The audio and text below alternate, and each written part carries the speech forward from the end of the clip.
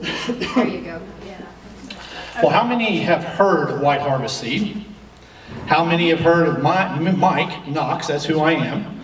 I've been at a lot of the expos here in the near environments. We've been to Lebanon, Springfield. We're getting ready to head down to Arkansas this in a couple days. And we've got a big show scheduled this year. So, and we'll be back at Springfield. So definitely, well, it sounds like a lot of rain. Maybe I better stand.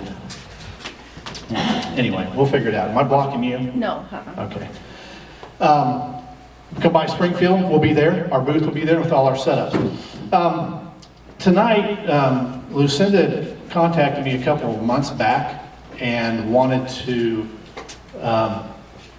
me to give a presentation. How many have seen the presentation I've given here before on seed starting? Just a few of you? Okay. Well, that's good, because the first part of this will be on the seed starting on vegetables and any seed, actually. But then the last half of this little presentation will be on herbs specifically and some of the techniques, which some of you expert herbologists will probably already know. And maybe some of you new on the scene will learn some things. So we'll go through this and go from there. Anybody know what this is up here in the corner? Hey, down here? Boy, all right, you guys are good. Anybody with those are up in the corner? Right. That's right, White Harvest Seed. We are heirloom company out of Hartville, Missouri, not in the city limits. These are part of the family that works there. Of course, there's myself, my wife Diane, and you'll see Andrew and Savannah. Savannah's my daughter, and my son-in-law Andrew. Kaiser. We're the ones that go to most of the shows and do most of the work there at the store now, but my whole family's involved in it. My other daughter and their family, and my son and his family. But a nice quote here: the love of gardening is a seed that's once sown that never dies. That's what, gardening is all about. Whether it's herbs, whether it's vegetables, it's about getting out there, doing something that you enjoy. Too often, people get over their head. A lot of times when they first start out, think, I'm going to plant a half-acre garden, I'm going to plant everything. What happens? They get burned out. The weeds take over. You get bummed out, you get discouraged. Man, that was a lot of work, and I only got one ear of corn. You've been there, okay? Hopefully you haven't, but I know I have. I get gung-ho. So the concept is the love of gardening. Learn that. Learn the techniques that make it easy, whether it's raised beds, containers, smaller versions, companion planting, condensed planting. But we won't get into all that tonight. But the love of gardening, and I think all of you can understand the love of it since you're here tonight. A couple varieties. I'm just going to show you some things here. Alibaba watermelon, one of the best watermelons out there. It's from the Iraq, believe it or not. Very tasty. Carousel popcorn. It's a new product for us this year. We grew this in our garden this year. The seed comes in a packet. You plant it, and it comes all these different colors. It's really cool. And it's pretty tasty, too. California zinnia. See, everybody knows what this is, I'm sure, especially with the name there. It says dill. A couple other varieties. Lemon balm. Purple opal basil. And all these pictures are things that we've grown in our gardens, and my daughter is actually the one that's grown the purple opal basil. How many have grown that? Beautiful plant. Beautiful plant. So yeah, it's good that you all know that. Do you all know that basil, you probably know this, but basil makes a great energy tea. Steep it and then drink the tea, and it's almost an instant booster. It really is, for the ones that don't know that. It's a wonderful product. It has great medicinal benefits too, plus it's good on tomatoes. It's growing around tomatoes too is good. On the companion planting. Seed starting. It's that time of year. Peppers, tomatoes, your eggplants, your cabbage, your broccoli, and a lot of your herbs. It's this time of year, so now is the start. Our little booklet that I brought back there, the basics, has certain pages in it that distinctly will tell you what we recommend, when to start, how many weeks before the last frost, and all those type of things. But again, it's learning what varieties you're going to grow, and then doing that with and learning that and doing that in your application. Seed starting. Use a little anagram here. Supplies. First off, you're going to need good quality seed. Now, where are we going to buy our seed this year? I'm not going to trust that. There you go. All right. By the way, I think for the Herb Society, I always forget, it's either 10% or 15% discount, I believe. If when you order, you will contact me and we'll get you, I think it's 15 if I remember right, but it's somewhere in that range, 50% off. So, But learn, getting your supplies, getting your pots, getting your seed starting mix, all the things, you know, at this time of year, be thinking ahead, okay? And get those things ready to go. Education. I brought a couple books with me tonight, and you'll see these in the presentation up here, but educate yourself. Just like Mardell was telling you about garlic, and I can tell you garlic is a wonderful herb on the health side. We use it a lot at our house, and we take garlic every day. I had a bad tooth area in my mouth this past week. I've been fighting pain in it. Turned out my jaw was out of whack, but I put onion in my mouth on the spot where it was. It's in the garlic is in the same family, and it killed the pain. Peppermint oil, potato, and believe it or not, the one that worked best was a lemon. A slice of lemon on my gum took away the pain. I never knew that before, but it worked, and boy, I was thankful for that. So there are a lot of things out there, but you learn it by educating yourself, whether it's in a book, online, whatever. Environment, to know what you're going to see start, what are you going to grow it in? Is it going to be a warm spot? Is it going to be a hot spot in your house? Is your soil going to be nice, the right temperature? And we'll see that here in a few minutes in another slide. So you got to learn your environments. Every plant has its own specialty spot that it likes to grow. You know, you don't want to grow tomatoes, for instance, in real cold soil. They just won't germinate. So you've got to learn that. Educate yourself, which I'm sure a lot of you have already done. And then the daily care. You know, a lot of times it's easy to start your plants, put them on the windowsill, and then leave for a couple days and go check them for water maybe a couple days later. A lot of times, or the disease will pop up, or those type of things that cause you to lose your efforts. And there's nothing more frustrating to spend 3 weeks getting plants started, and then something happened and they die, you got to start all over. So get all your things lined up, think ahead, get your processes going in that way. Again, here's a couple of the books. I highly recommend this Vegetable Gardener's Bible. I have copies of it here. Wonderful book. He has a wonderful system that he does on his gardening. But the thing about this book, he breaks down the back every variety. What you need, how to grow it, how much water it needs, just every detail that you want. It's a wonderful resource. This little booklet here is just kind of the basic 101. If you just wanted to learn something real quickly on a few basic varieties, that's that book. But again, get your resources in line. Whether you buy them from me, whether you go to the library, check them out. Get the information in your hands. Because believe it or not, it's a possibility that one day, you know, the internet may not be there. It'd be a nightmare, but it may not be there. What are you going to do when you have to figure out what the answer is to a problem you're having? Oops, I can't Google it. It's gone. Have your library in your house. Full of this information. It's a wonderful thing to do. It's a bad thing, you know, we've kind of gotten away from reading, you know, unfortunately. Or they may put it on a Kindle, you know. That's a great thing, but, you know, think of the future if we have no electricity.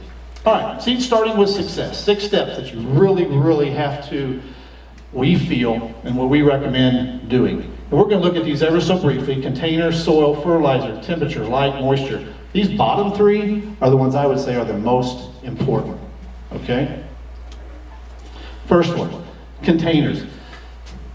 People ask me all the time, what should we start them in? Should I just throw them out in the garden, direct sow them when season comes along, or what's the best way? What's the best technique?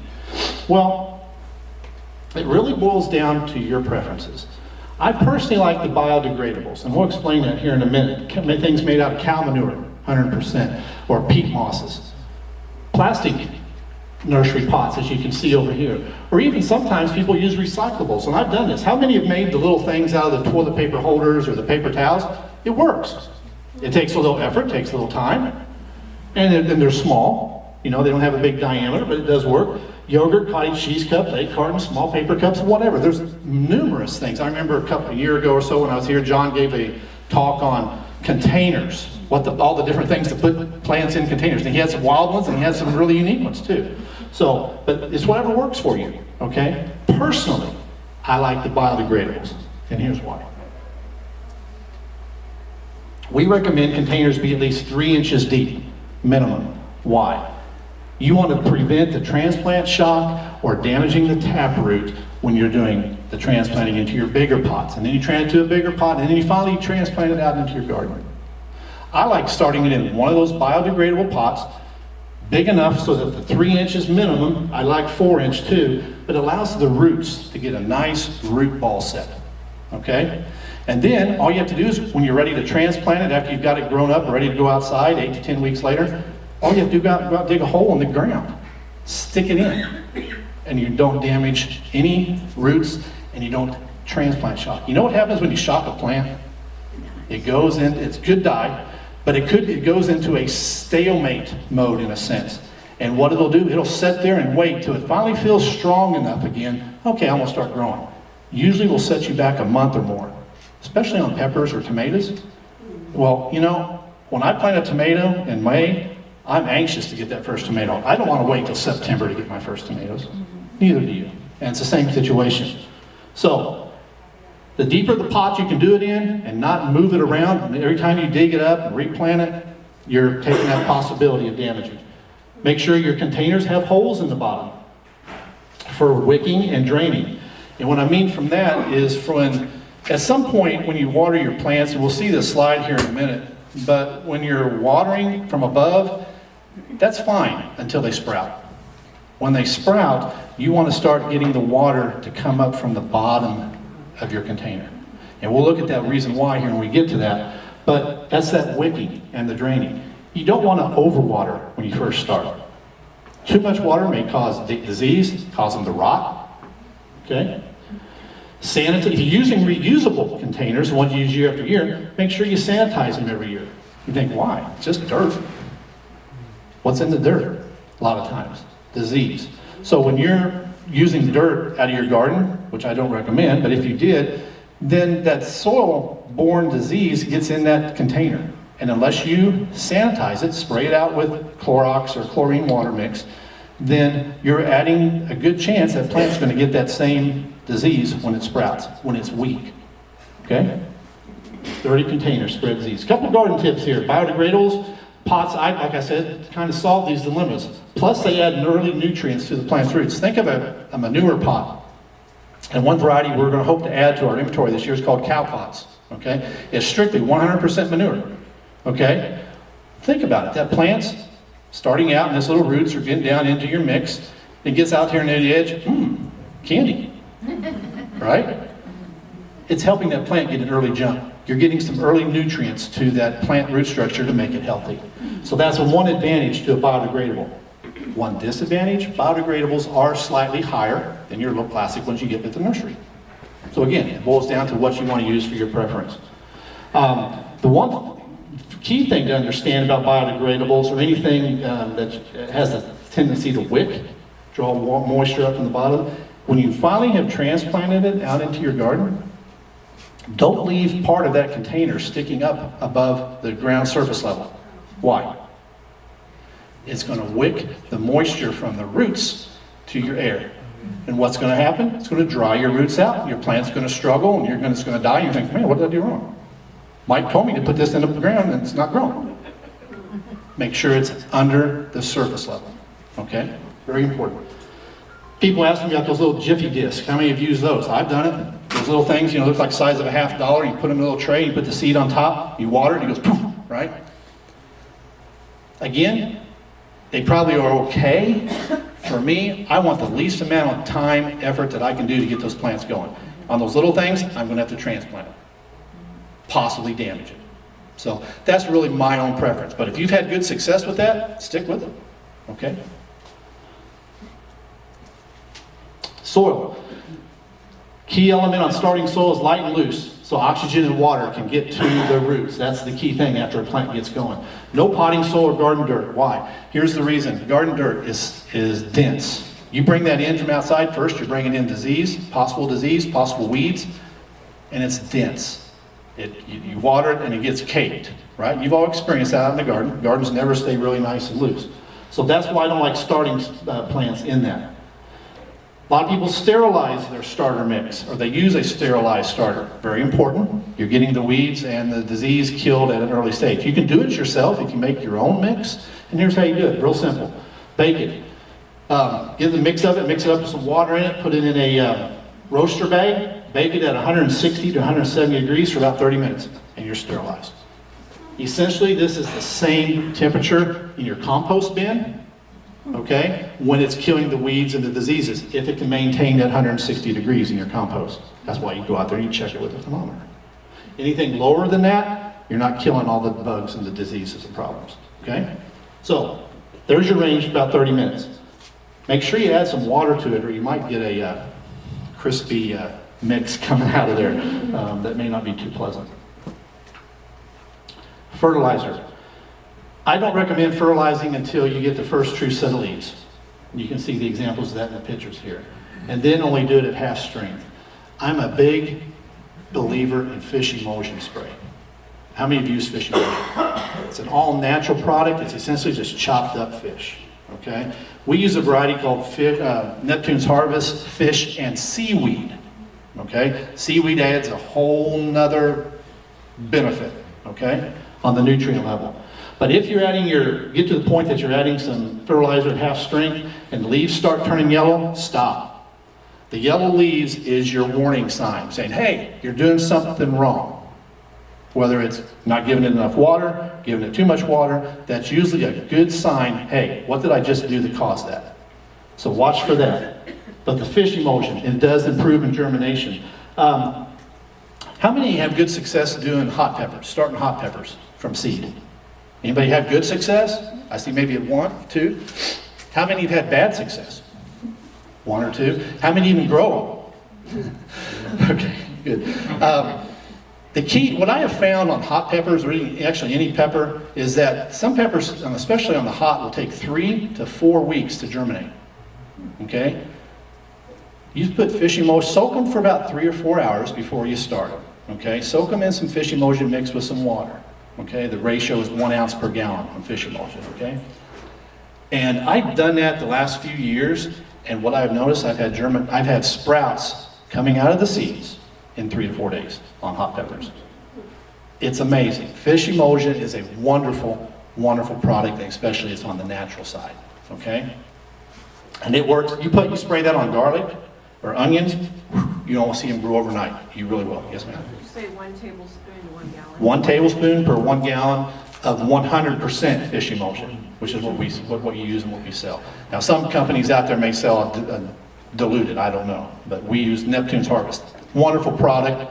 You can get it sent right to your door. It comes off the East Coast, and it's a wonderful, wonderful product. Yes? Did you say 1 ounce or 1 tablespoon? 1 ounce per gallon is the normal mix that you spray. And you can use it all season long. Take it out there, spray it on your garden, spray it on your tomatoes, watermelons, whatever. There is nothing I have found that does not like it.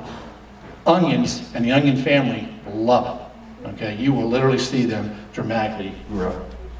So back to the seed starting thing, we're getting to those bottom 3, the temperatures. Here's your vegetables on this top level that you want your soil temperature to be the right level. Soil temperature is different than air temperature, is it not? You go outside right now and walking in the air, it's probably what, 30, 25 maybe degrees. You go out there and you touch the ground, it's going to be a lot colder. And in the spring, it's the same thing. You know how the old timers used to tell when it was ready to plant corn? They'd go out, they'd pull their pants down and sit down on the ground, and they would tell by the temperature on the rear end whether it was warm enough. Believe it or not, I read that in a book, and it wasn't a joke book. It was a sincere, what they would actually do. I don't recommend that today, especially if you live in town. You might get another phone call from someone else. But it actually does make a difference, not the sitting down on the ground, but the soil temp. Okay? Here's the veggies that like the 65 to 75 degrees. Okay, right here, you can read through those. Mostly your greens and your cabbage family. The things that like the 75 to 85 degree range of soil temp, okay, are these down here. And Yvonne asked me a question earlier about some plants, throwing some seed out right now where they grow under a milk bottle on the green side up here. Very possible. In a few weeks, they may, if we get down in this -6 or whatever they're talking about here in a day or two, and it stays that way for a long time, depending on the seed, if it was fully dry, there may be some damage, okay, to the seeds. But if they're a dried seed and it's good quality seed and it doesn't stay that long, you might have some sprouts come up here in a few weeks, okay, if the weather changes back, okay, to a little reasonable. But again, here's what you want to think about. temperatures. So when you're starting plants inside in your containers, okay, and you're starting your peppers and your tomatoes, which is about right this time to be doing, okay? Think about putting them on a hot pad. Don't put them in a windowsill. Now, there's exceptions to every rule. My mom is a master green thumb. She can stick a seed, stick it in a refrigerator almost, and she'll get something to sprout and grow, okay? She sticks all her plants next to her window and they just go, they're wonderful, okay? When I stick my seeds in a container next to a window, they never grow. It's drafty, okay? They like a consistent temperature, especially at the early stages. So if you can keep those temperatures correct and consistent, you can generally expect over 90% germination. That's good, you know? I don't want to have to plant more than one seed, you know? And I don't think you do when you're spending money, you're buying seed from White Harvest, you want seed that germinates, okay? Here's one way to increase your germination. Hot pepper seeds, like I said earlier about the fish in warm water, and the heat pad. Now the thing about the heat pad, you want to check it, because you know if you put it on a setting and it's used to your back, you know, and it's popping out 100 degrees or whatever, some of those seeds may not germinate because they like the soil cold. So keep that in mind. It goes back to educating yourself, okay? Light, another key factor. Again, putting them in a window. How many have had this happen where they put them in the window and they'll get up and they'll just get nice and big and all of a sudden pop, they fall over. Because they just get tall and skinny looking and they're just, kind of look spindly, right? That's leggy. And usually what happens, you have to mess with it and you're tying it up to a toothpick or a popsicle stick and you're tying it on there and all of a sudden you break it. Yeah. And then you just wasted 2 to 3 weeks. So the key is having that light source just 2 inches or so above the plant after it sprouts and keep moving the light as the plant grows. Watermelon is the only exception. And generally most people don't start watermelon inside, but watermelon needs light to germinate. Okay? All other seeds you can get by without. Okay? Now once it sprouts, it needs the light. They need 12 to 16 hours a day, 6 to 8 hours of darkness. They're just like us. They got to sleep. Otherwise they just put all their energy into growing and they overdo themselves. Okay? Grow lights are preferred, but fluorescents do just as well. And I already talked about the drafty and leggy. Moisture, back to the moisture again, real quickly. The seed in the soil needs to be misted daily until the plants sprout. Then it's a watering from beneath. Put it in a container that holds water, and then let it water up. Okay? How many have had plants look really, really great? You go in there one day and all of a sudden, boom, they're dead. We all have. It's called dampening off. It's a disease. It's a soil disease. And what it usually is, the very first symptoms of it, is there's a white mold that'll start showing up on the dirt or the soil mix that you're using, and the plants start falling over. You'll see them starting to get kind of droopy. When that happens, they're gone. There is no bringing them back. They're dead. Okay? Again, you just wasted 2 to 3, 4 weeks of your time. You got to start all over, plus your seed. All right?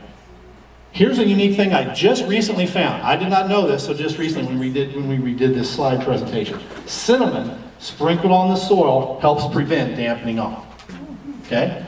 Now I wouldn't go crazy with it, but sprinkling it will help that disease not ever get started. So for a little bit of cinnamon, I think it's a good prevention. Okay? On the biodegradable pots, if you're using those, they recommend when you're watering them after the plants have started, let the pot get completely soaked. Not drenched, dripping water, but it's nice and full of water. Then let that pot dry out, only on biodegradables, okay? And then re-soak it. Because if you keep it soaked, what's going to happen to that cow manure or peat moss?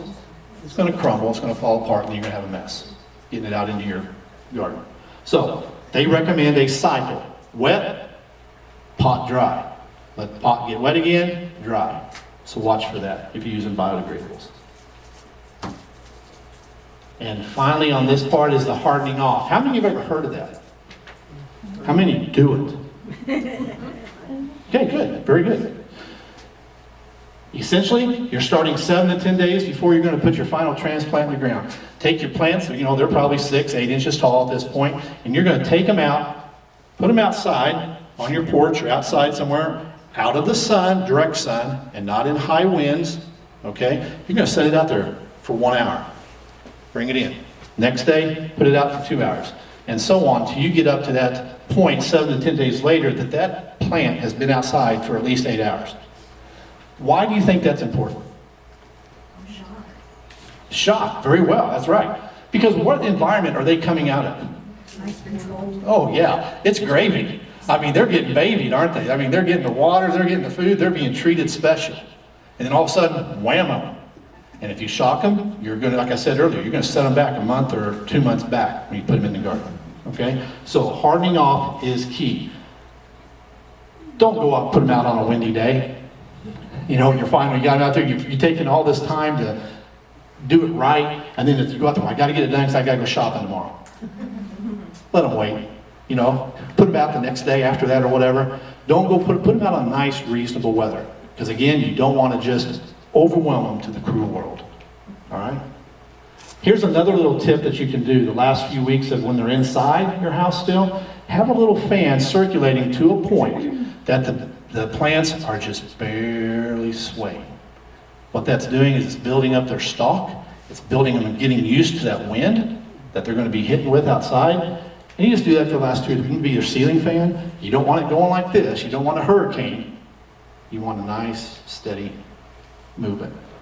And again, you're going from an inside environment where the soil temperature has been nice and steady, and the weather's been great. You got spring fever. Everybody wants to get out in the garden.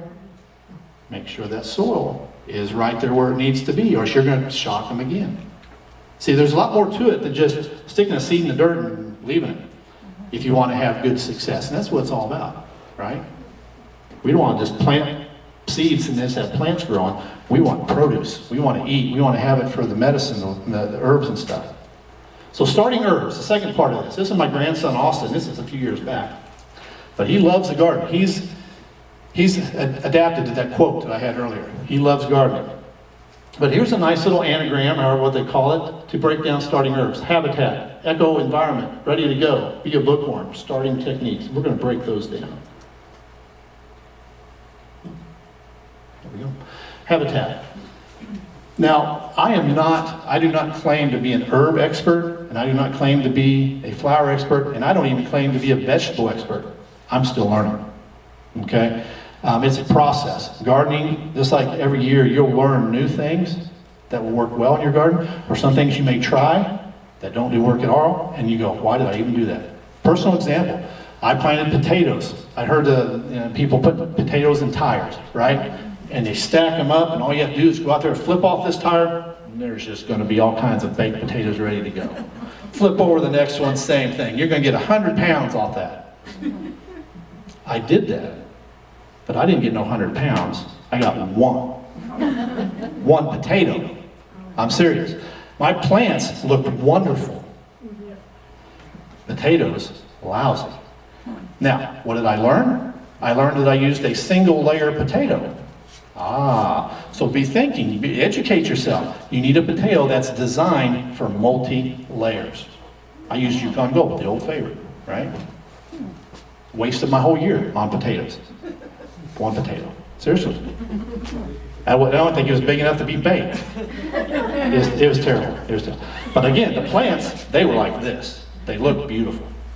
All right, so anyways, you got to think of the habitat. Get to know the herbs. Since this is the Herb Society, get to know what herbs you want to grow. And I'm sure a lot of you already have your wish lists of what you want to grow this year and the things that you grow every year and the new things that you want to try. But you got to know them. Learn what makes them grow well and ask the questions. What is their origin? Are they going to grow in a Missouri environment? Or are they going to grow in a northern zone or southern zone? Important questions to ask. You know, we go to a lot of expo shows and see a lot of seed kits sold, okay? And a lot of them have things in them that don't grow in this area.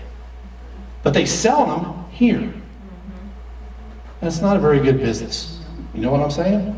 When we go to a show, we try to design each kit. Okay, if we're going to Alabama, this is a southern zone kit. There's no reason for me to put a northern variety in the kit. You know what I'm saying?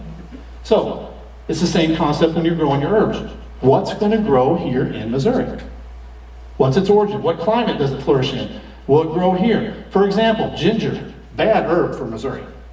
You may get lucky if you try it. I don't know, I've never grown ginger, but it's a very bad herb. It grows good in zones 9 and 11 because it's tropical, hot, humid lover. Basil, how many grow basil? And it's easy here, isn't it? Because it loves this environment. Okay? So, again, ask the right questions for the habitat. Then you got to think of the eco-environment friendly. And I'm not talking the green tree hugger type thing. Okay? I'm talking about eco-environment. What's around it? If this plant that you're going to grow could pick its ideal spot to grow, would it be here? And what does it prefer? What's it like the most? What plants grow well nearby? Companion gardening. On the companion plant side. Here's an interesting example. A friend. Anise grows well with horehound and chamomile. So if you grow those three together in a near environment with one another, you're going to have very good plants. They're going to benefit from one another. On the flip side, look what happens if you plant borage. Expect grasshoppers. Really? They love grasshoppers, or grasshoppers love borage. Now, in grasshoppers, say you plant some borage in your garden, like we mentioned that picture earlier, great floral pattern, okay? You can use it to eat, put it in your ice cubes, it's a nice little drink, not that drink, little additive type thing. And we plant that in our garden to draw the beneficials, which we'll talk about here in a second. But grasshoppers are going to be there first, chomping on it. And grasshoppers usually, they won't stay there, will they? They're one of the toughest insects to get rid of. They really are. There's not too many things naturally that work on them. Of course, you can spray the DDT on it or whatever, but none of us here, I don't think, do that. Grasshoppers are bad. So learn. What's the eco-friendly environment of the plant that I want to grow? Here's a couple. You mentioned a recipe on the garlic, and that's one of the ones I'll get to here in a minute. But this is for plant diseases, like your blights and stuff. Here's some recipes for that. How many of you use baking soda? It's a very good one. Be careful. Test it on whatever you're going to spray it on first, because some plants burn from it. So be careful with it. Make sure it's going to work on your plant. But you can see here, take 1 teaspoon of baking soda, 1 gallon of water, dish soap teaspoon, 2 tablespoons, or 1 tablespoon of vegetable oil, mix it all together and spray that every 3 or 7 days. And that's going to help fight blight and all those type of things. Here's another one, horsetail spray. Personally, I don't even know what horsetail looks like. Oh, it's beautiful. Yeah. I'm so sorry, I get some. It looks like bamboo, so it's tall. Okay. All right. Well, see, like I said, I'm not an expert. I learned these things, but I did learn in telling some people when they were looking for some organic recipes for this. This is one that they recommend. So, a 1/4 cup of horsetail with 1 gallon of water. Combine it, bring it to boil, reduce the heat, strain it, mix with. I'm sure this is 1 gallon of water, but I'm not sure. I think that's a typo. And then spray that every 1 to 2 weeks. It says experiment. Mike, would that be the roots or the plant, the green? That's a good question. I don't know. You said I've never used the plant, so I don't I would know. think it would be the stem because the roots are more like the zones. Okay, so that's why it would say combine and then strain it. You want to just strain the stems out of it after you let it soak or simmer for a little bit. Okay? So, something to try. How effective it is, I don't know because I haven't personally tried it, but a lot of people rave on it. Okay? Of course, I love neem oil. That's my #1 plant disease that I use. And we sell a product called Garden Essentials, I think is the name. And it's 100%. It's not what you buy in the store that's only 5% neem oil and then the rest of it's something else. Okay? This is 100%. It's OMRI rated, certified. You can count on it. It will work. 1 ounce per gallon. Okay? On the 100%. And it's all natural. How many have squash bug problems? Probably everybody here that grows zucchini has that. Use this when that plant first comes through the ground. Keep your plant covered with it, and when it rains, go out there and respray it. Keep that on all season long. Throw some diatomaceous earth around it, and your squash bugs will almost be not noticeable. Eric, can you there? The last 2 years, we have used strictly just diatomaceous and neem oil in our garden as an insect control problem. Have not had one tomato worm. Had maybe a handful of squash bugs, but it wiped them out when we saw them. No beetles, hardly at all again. When we saw them, we sprayed them, they were gone. Wonderful product. The thing is, think preventive, not reactive. You want to have it on before they take over your garden. If they've taken over your garden, you're going to fight about it. You may win, you may not. Okay? Think preventive. Is that sprayed under the leaf? You want to cover it as best you can on the top and the bottom if you can. Diatomaceous, you know, they have those duster things that have that little scoop on it that you put underneath and it'll shoot the dust up, and on top the same way, called Dust and Miser. And we go to our website, you'll see a picture of it, same thing. We sell them, but they're a wonderful product. Get them from anywhere that they sell them. They're made in Arkansas, so they're all American made. Mike, can I interrupt you? Sure, real quick? sure. It's starting to snow. I'm just letting you know, in case that's something that you need to consider. I don't know if I can. Oh, that's nice. It was total sunshine when I got here. So. It's beautiful, but I just wanted you guys to know in case you feel like you can't, you know. I've probably got 15 minutes, I'm guessing, maybe Yeah. 20 minutes, just let the So, people know. But yeah, I I totally understand. told you I'd keep an eye on it. I did. So, thank you. Sure. But neem oil, wonderful product. Here's some other like things you were mentioning earlier on that homemade garlic spray. Homemade pepper and garlic. Put hot peppers with it, and you have a double whammy. 2 hot peppers, few cloves of garlic, citrus peels, and thyme. Put all that together. Put it in a blender. Mix it with a quart of water, a teaspoon of dish soap. Spray as you need it. It's a great insect deterrent. Okay? Diatomaceous earth, I've already mentioned that. Rabbits, here's some natural things. If they're a problem, the critters are a problem in your gardens, getting into your herbs or vegetables. Blood meal, fish oil, parsley, cilantro planted around what you're wanting to protect will keep rabbits away. Okay? Birds, especially the blood meal and the fish oil. Believe it or not, that plus the fish oil is fertilizing, but believe it or not, we have a spot in one of our gardens that we have. It's probably 30 by 200 feet long, and it was covered with rabbits down this area when we planted it. But we spray the perimeter, and we spray all the plants with this fish oil stuff. They don't eat it. They don't like it. They do not like fish.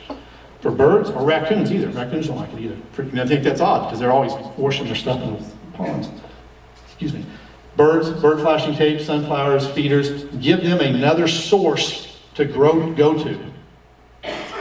A temptation crop like we have down here for the deer. Same thing, deer don't like the fish oil, blood meal. They think something's been killed. They think there's a predator around.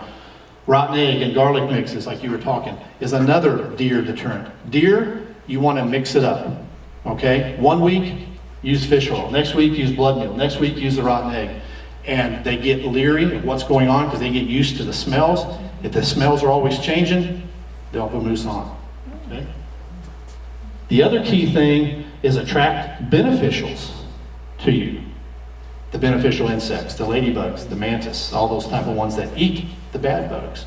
And you can do that by those herbs right there. Mints, thyme, rosemary, carrot family includes dill, fennel, angelica. Plant those in your garden, and that will help draw the beneficials that will take care of the bad ones. Okay? You know, God was pretty smart. You know, when he worked out the plant, yeah, he still is. You're exactly right. Yeah. Kazim, yeah, you're exactly right. Watch out for the light. You're exactly right. But you know, I think the old saying is, what is it? Wherever there's a poisonous plant, there's the remedy within 100 feet, I think is what the old timers used to say. And when you check that out, it's true. It's true. It really is. So, yeah, he's really cool, by the way. All right. Starting herbs, ready to go. Back to our HER, we're up to the R. Quality seed. You got to have your stuff that you need. Whether you buy it from Wine Harvest, but you want quality seed. Okay? And of course, we work very hard at maintaining a quality seed for our customers. Containers. Get them ready. Get the ones ready that you're going to have to rewash or whatever. Or go to the store before, buy them up so you don't have to pay the high price when the season comes, because they mark everything up. And get your soil mix, mixed up, get it ready, buy it, whatever. But be ready to go. Be the bookworm. Again, back to educating yourself. Herbs are so diverse, and you guys know that probably more than I do. A resource book will go a long, long way to helping you with this. Not just in identifying, but its uses. How to start it. Because every herb isn't started from seed, believe it or not, and I'm sure you all know that. Okay, we're going to look at that ever so briefly. But this book is one of the best that I have found that covers, like I said earlier, on this one, where it breaks down all the vegetables, and he does herbs too in the back, but he gives you all the info. This one here does it with herbs. Okay, wonderful, wonderful book. Who's the author, Mike? Tammy with an I. Tammy with an I, Hartung, Hartumg. Now, Mike, now if we go to the lawn and garden show, will we get a discount if we go to your booth? These will be on sale. They will be, I think, $1 cheaper than what they are online on our website. Okay. Right. It's a good question. Yeah, all our products will be on sale at the lawn and garden show. But again, educate yourself. That's what it boils down to. I mean, I could sit up here for hours and tell you everything that I knew or everything that I've read, and it still wouldn't catch it all. You know what I'm saying? It takes effort. And you guys are just as smart as I am, and probably more so. So starting herbs. Here's 4 methods that, which a lot of you probably already know, maybe the new ones that are here don't, but you can either sow the seed, sow and soak the seed, stratification, and scarification. We're going to look at those ever so briefly. Sowing the seed. Learn which ones are viable from seed. Basil is a good one to grow from seed. Oregano's from seed. What about lavender? No, you can, and you can do it through the stratification method, which we'll talk about here in a minute, but it's best with the cutting. Layering. And layering, I'm sorry. I get them all backwards. The point of the matter is, learn which ones grow from seed and which ones. And I wanted to have a copy for you that I was going to have all that, but I didn't get it done. So I apologize. If you contact me, I'll get it to you. But it breaks down which ones do seeds, division, and all that, which we'll look Is at. that something we could put on our website? I'm responsible for the website. Sure. Anything we have is for people to use. We want people to benefit. Okay? I'll talk to you afterward. Okay. But you can see, these are the varieties that you can grow from seed fairly easily. Somebody mentioned summer savory. I think you mentioned as the herb of the year. With beans, it makes your beans beanier. Don't know how, but it does. Okay? But all these things here are things you can grow from seed. Pre-soaking the seeds will make them germinate faster. Especially, they gave some examples, parsley, sweet marjoram, lemon balm. You want to soak for 24 hours before you stick it in the ground or your soil mix. Okay? Also, no, that's just a few. Learn your days to germination. Every seed has its own germination time. Essentially, a seed has to be full of water, and it has to be stimulated by the manners we'll see here in a minute to get its germ spark going. Okay? So you got to learn them. Some will germinate, basil pops within 3 or 4 days usually, but something like lavender or thyme or summer savory, they take longer. But you can grow lavender from seed, can't you? You can, but it's difficult. We went to a show in Iowa last year, okay? And a guy was there, and that's all he sells is lavender plants. And I asked him, I said, can't you grow lavender from seed pretty easily? And he says, don't. He says, you're wasting your time. And I've researched, and since then, what I found is lavender doesn't always say true to type if you grow it from seed. It's still lavender, but it's not, I can't think of the right word to say, it's not the best lavender. So I just throw my seeds away. It's not a clone. It's not pure. It's not a clone. Okay, there's a good definition. I would try it. We sell the seed. And this is one variety that I've learned that since I've researched it, I don't know if it's not a fair thing to handle, to sell to folks. Because I'm selling you a seed that's going to most likely not produce for you. I know, I bought it for you. And it didn't grow, did it? I haven't tried it. Okay, but I'm going to show you the way to grow it here in just a second. It'll give you the best chance. You're probably only going to get about a 60% germination out of it if you do everything right. Oh. Okay? The best thing is go from plants. So next year I probably will not have lavender in my catalog because I don't want to sell you something that's going to be bad for you or not going to do well for you. But if you do the steps that I tell you, you're going to have better success. Okay? So learn your days of germination. Stratification is essentially what the definition says there. It's getting a good, all the plants are getting good stimulation right now. The stimulation of the natural processes that typically occur during winter, which include cold temperatures, ice, freezing and thawing, and certain varieties require and benefit from this method or this process. Think about it. God created it. These plants were the annuals that come back, no, that's the perennials. The perennials that come back in every year, they have to go through the seasons, right? And this makes them break their seed coat or whatever. And this is how you do it if you're making it if you're stimulating them to the point of doing this, okay? And lavender is one of these. Is this what you want to do it on? Okay? Let me tell you this quick story. We germ test all our seeds every 10 months, okay? Keep the germinations up. I had never had such bad luck with the seeds except lavender, okay? I finally learned stratification. I stuck it in the freezer, because you put it in a Ziploc bag, a few drops of water, shake it so you kill it with moisture, and you freeze it for 2 to 3 months. I did it for just 2 to 3 weeks. I took it out, germ tested it again, and I got it to work. And I had 80% germination, okay? So that is the key, okay? Move from the freezer once a month and out to thaw and refreeze. Stratification. You are stimulating what's going on outside right now. All right? That's the wet method. Cold method is very similar. You don't freeze it. You put it in the fridge. And the best way to do it, moisten some sand or peat moss, put the seeds in with it, and then put it in your fridge and you'll see the sprouts. Take the sprouts out very carefully. Put them in your pot. Ready to grow. That's another typo there. So, okay? Everybody got their notes that they need from that? Scarification. Very simply, the natural and manual process of damaging the outer seed coat to allow moisture to get inside and start the germination. How many have ever tried growing gourds? Did you have great luck with the seeds? Did you have great germination? Yeah. They are very, very difficult. Why? Their seed coat, for the most part, the seed coat is very, very hard. And if it's not, the seed has to be cracked or scarified, nicked, to allow that moisture to go, an inlet inside to the embryo, which starts that germination process, okay? So, here's a way to self-scarify if you're starting your seeds in stores that need this type of process.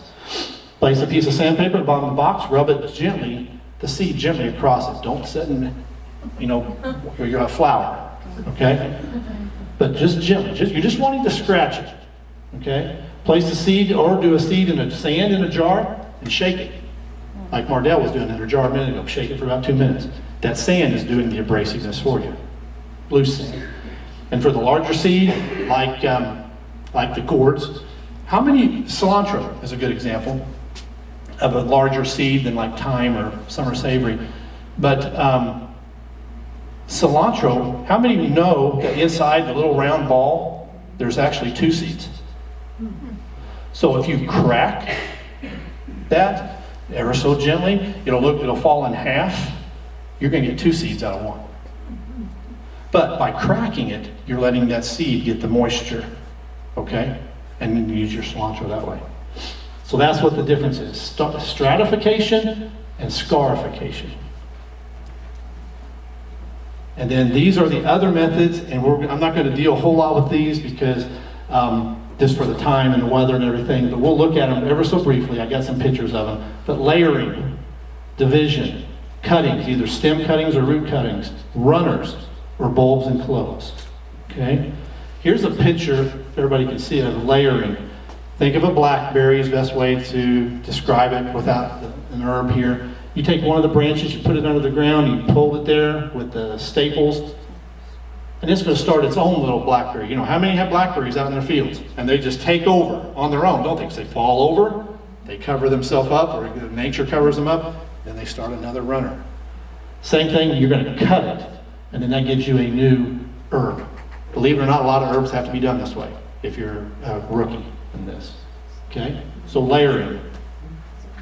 This little book is where we got this information from. It's called Growing and Using Herbs Successfully. I don't currently sell this one, but this one is an outstanding book. If I was going to get one for your inventory, and you already had that one, get this one. And the author is Betty E.M. Jacobs. Okay? Division.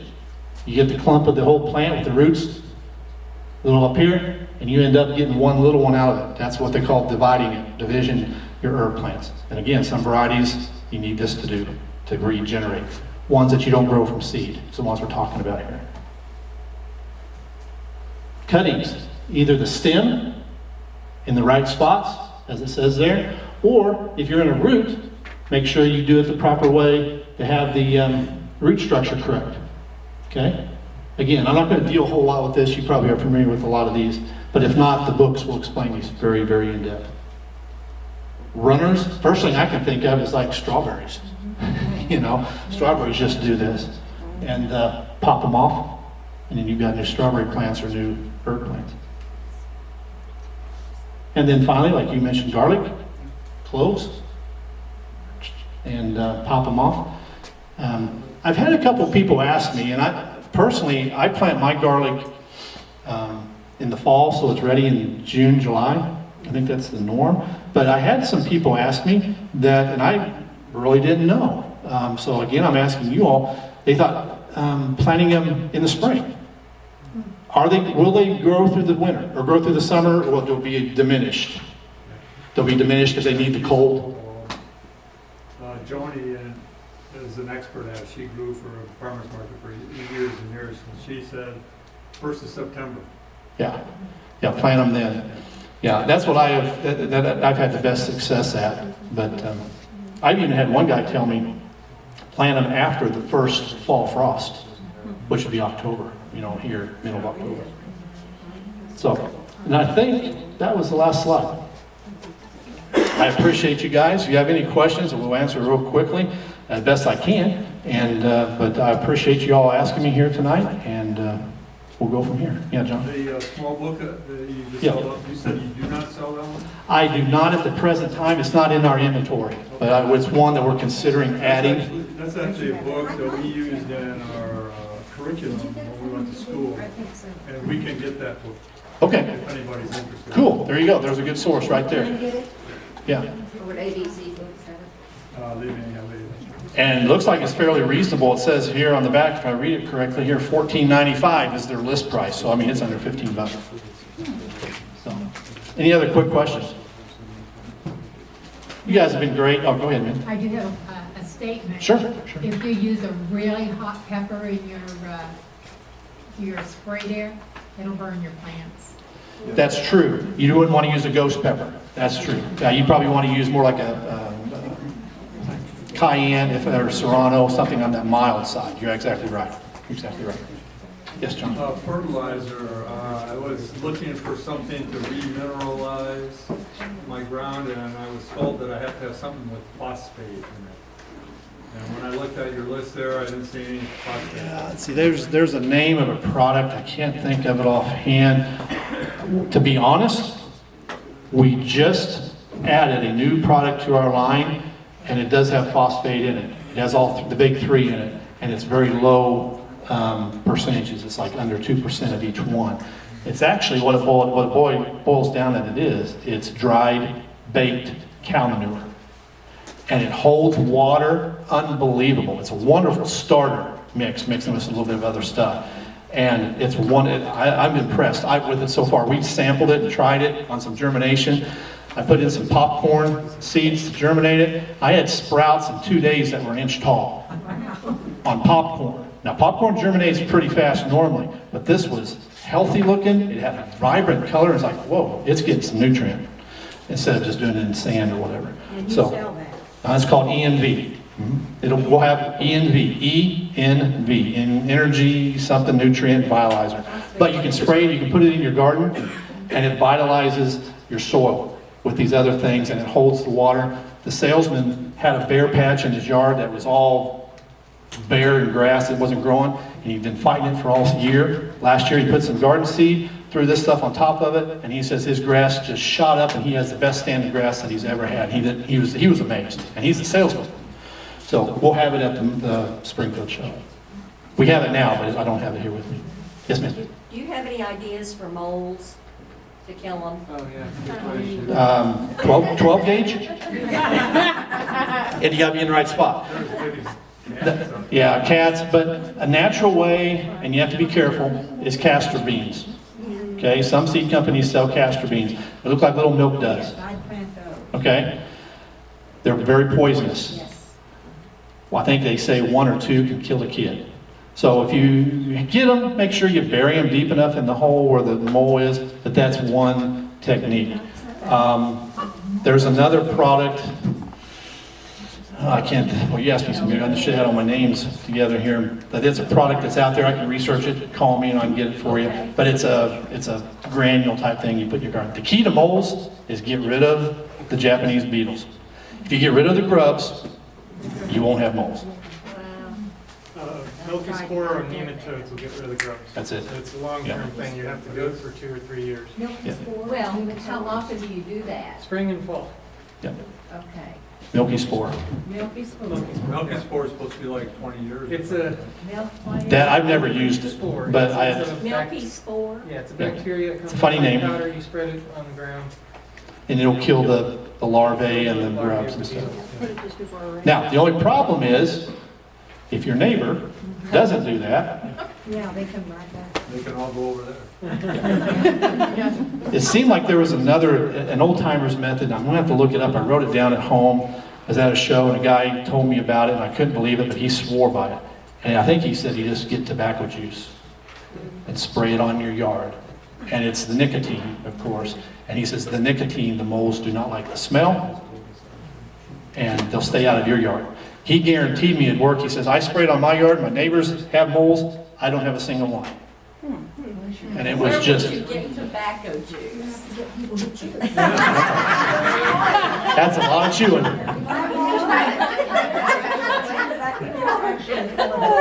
I can't hear you, ma'am. There's actually a fellow that writes about that, and his name just escapes me at the moment. But just go and get the cheapest cigar you can find, Yeah. and soak it in water, and put it on the grass, and it will make you the luscious grass that is around. What is this? The cheapest cigars you Yeah. can find. Just put it in a gallon of water. Let it steep, let it soak. Yeah, that's exactly right. You remembered the recipe. That's exactly right. Now, the key, don't do that next to your tomatoes, because you're going to have tobacco virus, and then you're going to have a problem. Remember, educate yourself. Okay. Any other quick questions? You all been great. I love coming here. You guys are